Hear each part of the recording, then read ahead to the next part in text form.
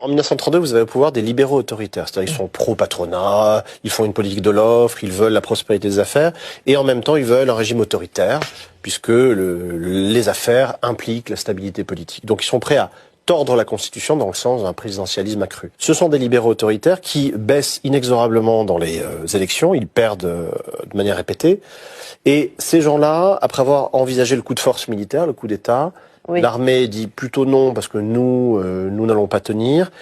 Ils se résolvent, et c'est le cas de von Papen, le chancelier et de son entourage, ils se résolvent à ce qui leur apparaît comme étant la solution la plus raisonnable et rationnelle, c'est-à-dire l'alliance avec l'extrême droite. On a ici un extrême centre, pour reprendre le terme de Pierre Cernat, qui est au fond d'accord à peu près sur tout avec les nazis. Il faut bien voir que les nazis de 1932, c'est l'extrême droite, c'est la raison sociale de l'extrême droite. Ce n'est pas Treblinka, ce n'est pas Auschwitz, la Shoah n'est pas là. Oui.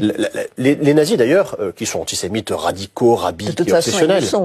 Par contre, ils ont compris, puisqu'ils raisonnent en termes de marketing politique, que l'antisémitisme ne profite pas électoralement.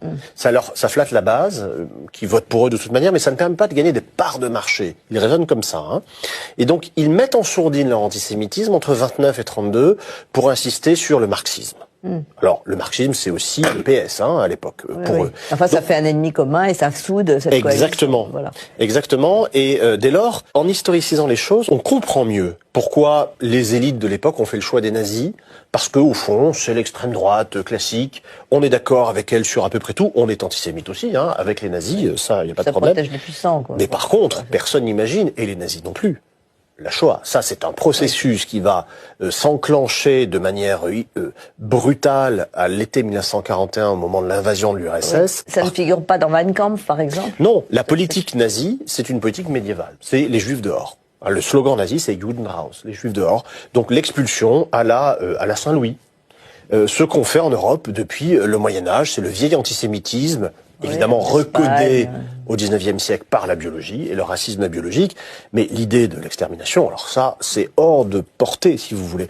Donc, en réhistoricisant les choses, on voit bien tout l'attrait des nazis pour la droite libérale autoritaire, pour les patrons, pour l'armée, qui finalement pactise avec les nazis, va trouver un chef, quoi. Pour le clergé catholique, qui était anti-nazi et qui finalement se couche puisqu'on lui promet le concordat, mais aussi à l'extérieur, pour toutes les élites occidentales, qui trouvent que détruire la gauche la plus puissante du monde en quelques semaines, c'est formidable.